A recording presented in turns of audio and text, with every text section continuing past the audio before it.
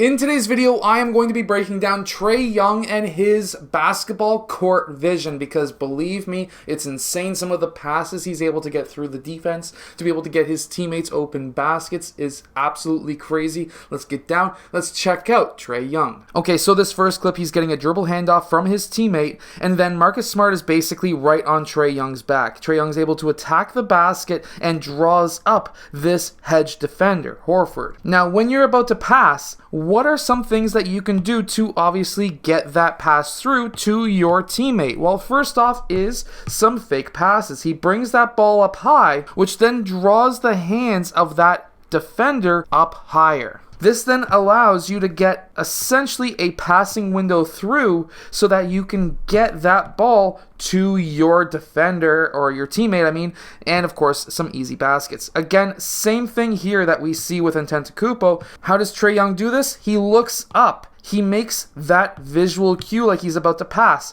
Then he brings that ball up high on that dribble, which then allows Antetokounmpo to get up nice and high, which creates a massive, massive passing window for Trae Young to get that ball to his teammate for a layup. And we actually see this a lot. After he draws a secondary defender, he looks up, brings that ball up high, which gets the defender to jump, which then creates a passing window to his teammate. Pass fakes are very important. Everyone does them a bit differently, but here he brings the ball from one side of his body up over his head to the other side of his body while looking up, which then gets his defender to get up, creates a passing window for him to get that ball to his teammate. And we see this in multiple different ways. Here he's able to go up like if he's about to take a floater, and then he wraps that ball and arm around that passing window of his defender so that he can get his teammate that ball. This was a fantastic pass because by wrapping it around like he did here, it made OG Anunoby think that he was about to hand off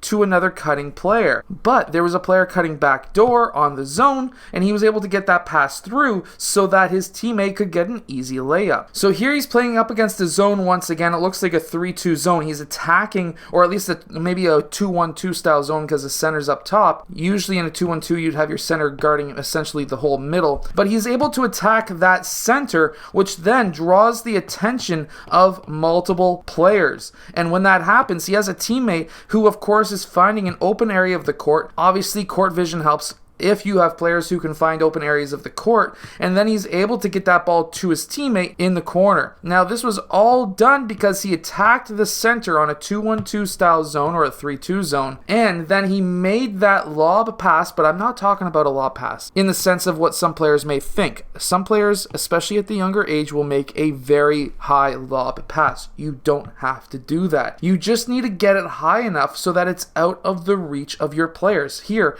this is almost like a direct pass, but it's classified as a lob because it goes over the defense.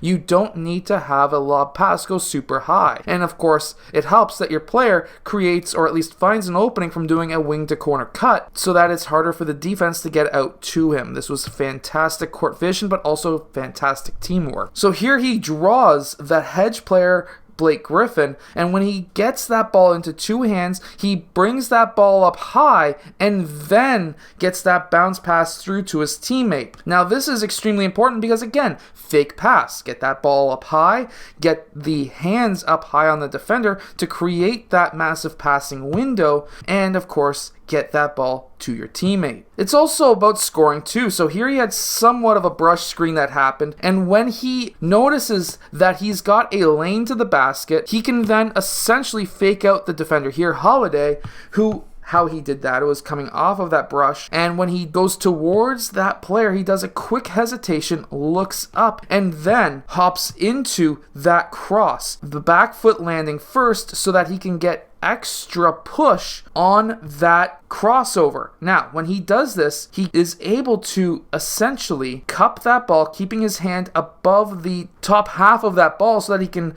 basically do an in and out cross through that player, and then he's able to go up for that floater. It's all about being able to read defenses. Raises the eyebrows even to be able to sell that look fake even more.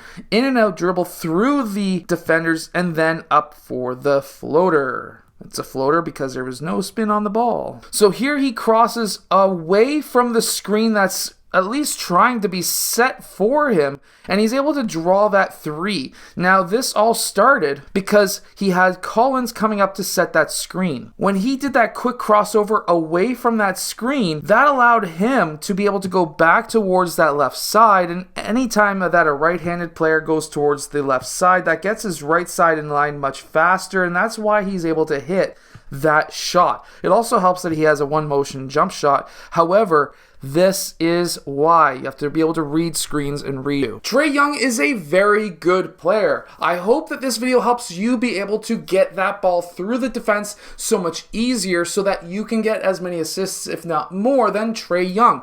If this video has helped, hit that like button, subscribe, and I will see you guys again next time.